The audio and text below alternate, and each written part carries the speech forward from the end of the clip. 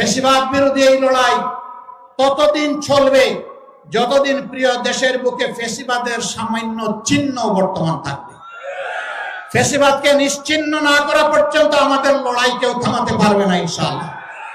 আর আমরা বিশ্বাস করি এই সকল কিছু নির্ভুল পূর্ণাঙ্গ একমাত্র সমাধান হচ্ছে আল্লাহর কোরআন এবং নবী মুহাম্মদুর রাসূলুল্লাহ সাল্লাল্লাহু আলাইহি সাল্লামের শাসন। এর বাইরে মুক্তির, শান্তির, ইজ্জতের, নিরাপত্তার কোনো রাস্তা নেই।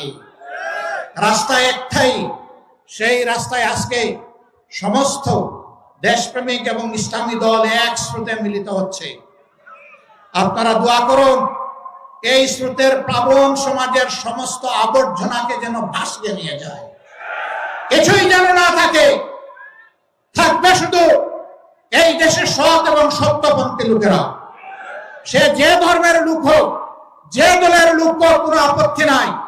এখানে কোনো দুষ্কৃতিকারীকে আর প্রশ্রয় দেওয়া হবে না ইনশাআল্লাহ। সম্মানিত ভাইরা, আজকে আমরা বিভিন্ন জায়গায় যা দেখতে পাচ্ছি, এখানে ওখানে বিভিন্ন আক্রমণ এবং আইন শৃঙ্খলা বাহিনীকে কাজ করতে না দেওয়া। আমরা আইন শৃঙ্খলা বাহিনীকে বলি, অতীতে যারা অপরাধ করেছে তাদের ব্যাপার রাষ্ট্র দেখবে। এখন আপনারা যারা দায়িত্বে আছেন, আপনারা দায়িত্ব পালন করুন। আপনারা ন্যায়ের পথে থাকবেন, আপনারা অন্যায়ের বিরুদ্ধে ব্যবস্থা নেবেন। জনগণ আপনাদের পাশে দাঁড়িয়ে আপনাদেরকে শক্তি যোগাবে ইনশাআল্লাহ। আমরা আপনাদের পাশে থাকবো, কিন্তু অন্যায় করতে দেখলে সবার আগে আমরাই কিন্তু প্রতিরোধ গড়ে তুলব।